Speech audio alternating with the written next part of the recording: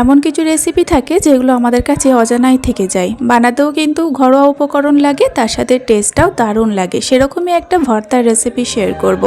মাছ, মাংস, ডিম খেতে খেতে যদি একঘেয়েমি লাগে তাহলে মুখের স্বাদ বদল করতে একবারেই ভর্তাটা বানিয়ে খাবেন। খেতে এতটা টেস্টি হয় ভাবতেও পারবেন না। নমস্কার বন্ধুরা, কেমন আছেন আপনারা সবাই? আশা করছি সবাই অনেক ভালো আছেন। আশা করি আজকের রেসিপি আপনাদের ভালো লাগবে। তো চলুন রেসিপি শুরু করি। ভর্তাটা তৈরি করার জন্য যে যে উপকরণগুলো লাগবে সেগুলোকে প্রথমে থালায় সাজিয়ে নেব। প্রথমে এখানে 3টে বড় বড় সাইজের পেঁয়াজ কুচি নিয়ে নিচ্ছি। 2টো রসুনের কোয়া ছাড়িয়ে নিয়েছি, মানে 2টো গোটা রসুনের কোয়া ছাড়িয়ে যতটা রসুন হয়েছে সেটা এখানে নিয়ে নিয়েছি। ঝালের জন্য 5টা কাঁচা লঙ্কা নিলাম, আর এখানে 2 চামচের মতো ভাজা চীনাবাদাম দিয়ে দিচ্ছি। এটা কিন্তু আমি চানাচুরের থেকে বেছে নিয়ে তারপরে এখানে দিয়েছি। হাতের কাছে আপনাদের চীনাবাদাম থাকলে অবশ্যই একটু ভেজে তারপরে দেবেন। এবার এখানে দিয়ে দিলাম 1/2 চামচের মতো কালো জিরে। এইগুলোই হলো ভর্তার জন্য প্রধান উপকরণ। তো এগুলোকে এখন একটু শুকনো খোলাতে ভেজে নিতে হবে। কড়াইটাকে ভালোভাবে গরম করে সমস্ত এখানে আর কি জিনিসগুলো দিয়ে দিতে হবে। তারপরে গ্যাসের ফ্লেমটাকে একটুখানি বাড়িয়ে অনবরত নাড়াচাড়া করে ভাজতে হবে। তো খুব বেশি ভেজে পুড়িয়ে ফেলা যাবে না, বেশ দেখবেন একটু নরম নরম হয়ে যাবে। আর সমস্ত এগুলোর মধ্যে দেখবেন কালারটাও চেঞ্জ হয়ে যাবে, একটু ব্রাউন কালার চলে আসবে, ততক্ষণ পর্যন্ত ভাজতে হবে। আর এখানে কিন্তু দেখুন ভাজা হয়ে গিয়েছে, ঠিক এরকম করে ভেজে নিতে হবে।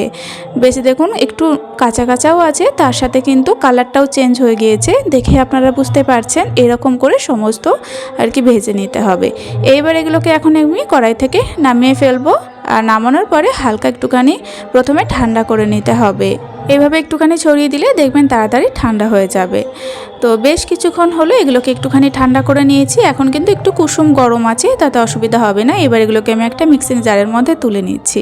আমি মিক্সিং জারের মধ্যে আর কি পেস্টটা তৈরি করব। শিলপাটাতেও আপনারা এই পেস্টটা তৈরি করতে পারেন। তো সমস্তটা এখানে মিক্সিং জারে নিয়ে নেওয়ার পরে সবশেষে দিয়ে দিচ্ছি বেশ কিছুটা পরিমাণে ধনেপাতা কুচি।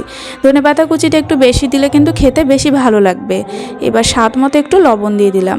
এবার জল ছাড়া কিন্তু এটাকে একদম মিহি করে পেস্ট করে নিতে হবে। তো এখানে আমি পেস্টটা তৈরি করে নিয়েছি, ঠিক এরকম দেখতে লাগবে।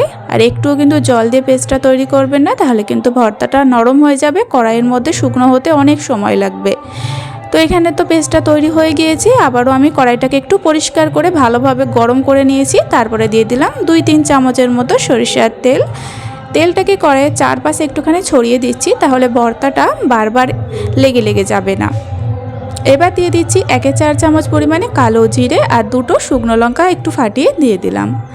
তো এবার একটুখানি এগুলোকে জাস্ট নাড়াচাড়া করে দিতে হবে। তারপরে যে পেস্টটা তৈরি করেছিলাম সে পেস্টটা দিয়ে দিতে হবে। সমস্ত পেস্টটা দেওয়ার পরে এবার নাড়াচাড়া করে এটাকে ভাজতে হবে। এই সময় গ্যাসের জালটাকে লো টু মিডিয়ামে রাখতে হবে। যতক্ষণ না পর্যন্ত ভালোভাবে শুকিয়ে আসছে ততক্ষণ ভাজতে হবে। আর এই নেড়েচেড়ে নিতে নিতে স্বাদ মতো আর একটু লবণ দিয়ে দিলাম। একটু লবণ কম মনে হয়েছিল, তাই আর একটু দিয়ে দিলাম। এবার এভাবেই কিন্তু নাড়াচাড়া করে একদম শুকনো শুকনো করে নামিয়ে ফেলতে হবে। মিনিট 2 থেকে 3-এর মধ্যেই দেখবেন এইভাবে কড়াই থেকে ছেড়ে ছেড়ে আসবে, দারুণ একটা গন্ধ আসবে। তো এইভাবেই কিন্তু এই ভর্তাটাকে নামিয়ে ফেলতে হবে। ভর্তাটা এখন কিন্তু একদম রেডি। আমি প্লেটের মধ্যে তুলে নিয়েছি। আর সবশেষে একটুখানি কাঁচা সরিষার তেল ছড়িয়ে দিচ্ছি, তাতে টেস্টটা আরও বেশি বেড়ে যাবে। দেখুন কতটা লোভনীয় দেখতে লাগছে। আর আমার কাছেও অজানা ছিল এই রেসিপিটা। তো বানিয়ে খাওয়ার পরে আমিও অবাক হয়েছি, এতটা সুন্দর খেতে হয়।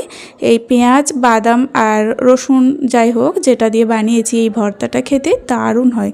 গরম ভাতে এটা থাকলে আর কিচ্ছু লাগবে না। বিশেষ করুন আপনারা একবার বাড়িতে তৈরি করে খেয়ে দেখবেন, দারুণ লাগে। তো বন্ধুরা, আজকের এই সহজ ভর্তার রেসিপি যদি আপনাদের ভালো লেগে থাকে তাহলে অবশ্যই একটা লাইক দেবেন, তার সঙ্গে কমেন্ট করে জানাবেন। ভিডিওটা যদি আপনি সম্পূর্ণ দেখে থাকেন, অনুরোধ থাকলে চ্যানেলটিকে সাবস্ক্রাইব করে পাশে থাকবেন। আজ এই পর্যন্তই। ফিরে আসবো আবারও কোনো নতুন রেসিপি নিয়ে। সকলে ভালো থাকবেন এবং সাবধানে থাকবেন।